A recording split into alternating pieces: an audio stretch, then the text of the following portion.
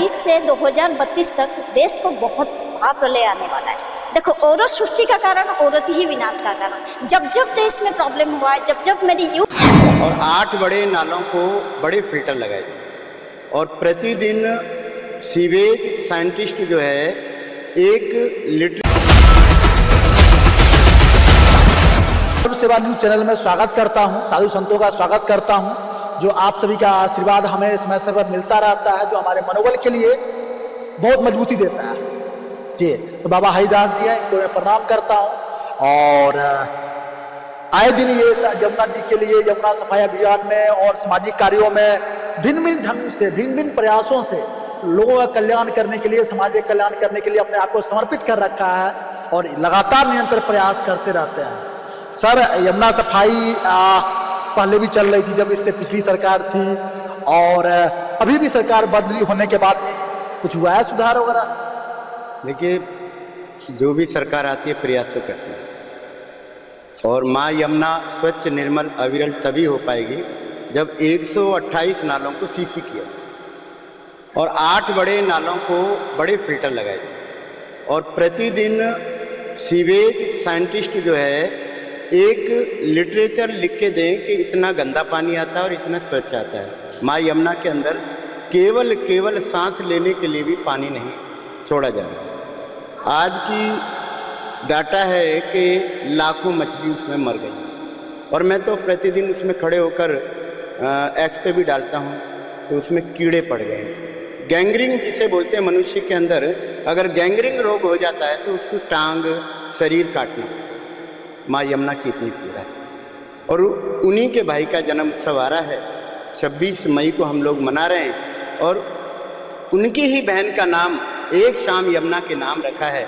सभी से मेरी प्रार्थना है, माँ यमुना को आप सब मिलकर बचा लीजिए। और मैं तो आपका इतना धन्यवाद करता हूँ, या जी अंग्रेजी में अगर बोला जाए तो मैं आपका फ़ैन हूँ कि सूर्य सेना हमारा बहुत साथ देती है। मैं बहुत धन्यवाद करता हूँ, क्योंकि हम छोटे तथ्य के संत हैं तो हमारी बड़े चैनल तो आएंगे नहीं, लेकिन मैं आपका हृदय से, मेरे लिए आप सबसे बड़े चैनल हैं। जो संतों की बात को उठाता है वो दुनिया का सबसे बड़ा साधु संत होता है, वही चैनल सबसे आगे बढ़ता है। मैं यही प्रार्थना करूँगा आपके माध्यम से कि माँ यमुना को, दिल्ली की 3 करोड़ की जनसंख्या है, अगर एक घर से, एक परिवार से एक आदमी भी निकल कर आता है तो 1 करोड़ 84 लाख आदमी इकट्ठे हो सकते हैं, वो माँ यमुना। जी सर, हमने देखा और दिखाया लोगों को जो किस ढंग से आपने वो कपकपाती ठंडी में पूरे दिल्ली भर में पद यात्रा करके आप सभी ने लोगों को जगाने का, लोगों को सचेत करने का और यमुना के प्रति जागृत करने के लिए जो अभियान चलाया, जिसके लिए मैं आप सभी का बारंबार प्रणाम करता हूं। जो ऐसी आपकी जो सराहनीय प्रयास है, सरकारें प्रयास कर रही है, बहुत सारी संगठनों कर रही है, तो सर उसका क्या परिणाम निकला?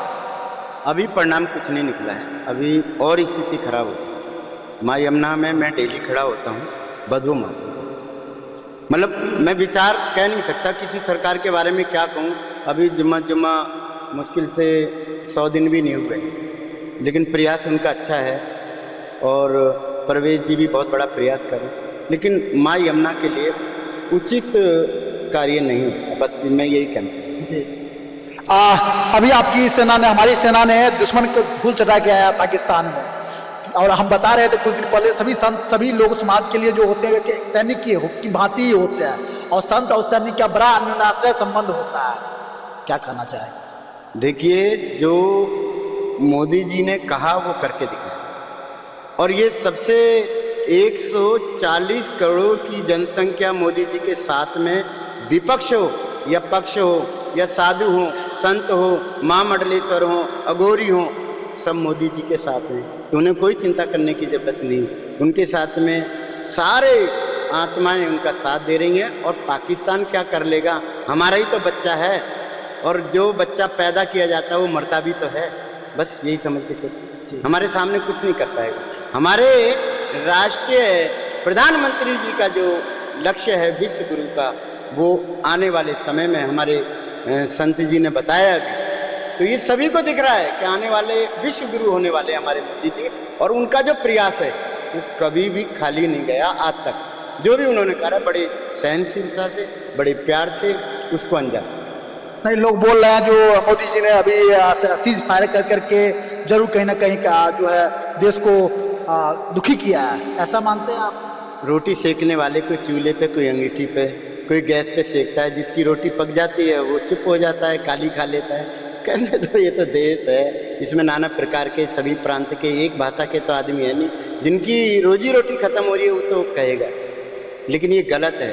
पहले हम भारतीय हैं, पहले हम परमात्मा के बंदे हैं, फिर भारतीय हैं। और देश के लिए अगर कोई उंगली उठा के देखता है तो हम सबको उसका जवाब देना चाहिए, चाहे वो देश के अंदर कोई गद्दारी करे। जी सर, अभी सेना में बताया, अभी जैसे लड़ाई लगने वाली थी, काफ़ी हद तक अभी भी लड़ाई खत्म नहीं हुई है, सीज फायर हुई है, लेकिन इसकी अंदेशा अभी भी मंडरा रहा है, युद्ध के बादल मंडरा रहा है। अगर ऐसी स्थिति में हम लोग संगठन के संचालक हैं और जरूरत पड़ता है तो क्या हम सेना के साथ कदम से कदम मिलाकर चलने के लिए तैयार हैं?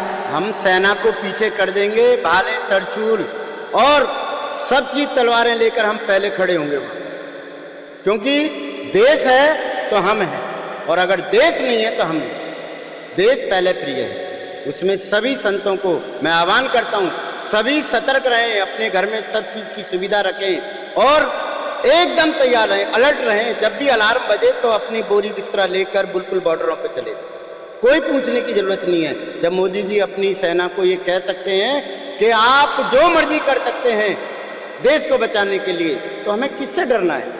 हमें अपने देश की रक्षा करनी है, अपनी बहन बेटियों की रक्षा करनी है और अपने समाज की बिल्कुल एकदम सुरक्षित रखना है, तभी हम आगे बढ़ पाएंगे। और सभी से मैं आपके चैनल से कहता हूं कि अभी 50 दिन और मंडराने की आशंका है। परसों राहु चेंज हो रहा है, और राहु जब चेंज होता है तो कुछ ना कुछ बवाल होता है, पृथ्वी भी हिलती है और दुनिया भर के देश जो राजनीतिक है, बारिश भी हो रही है।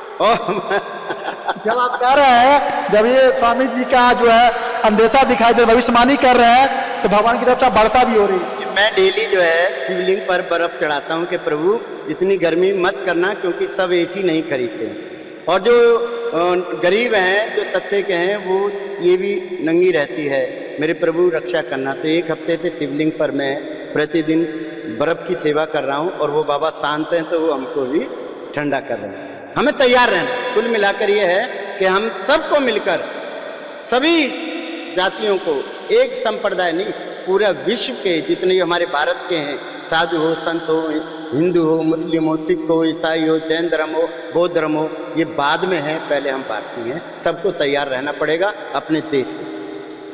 और कुछ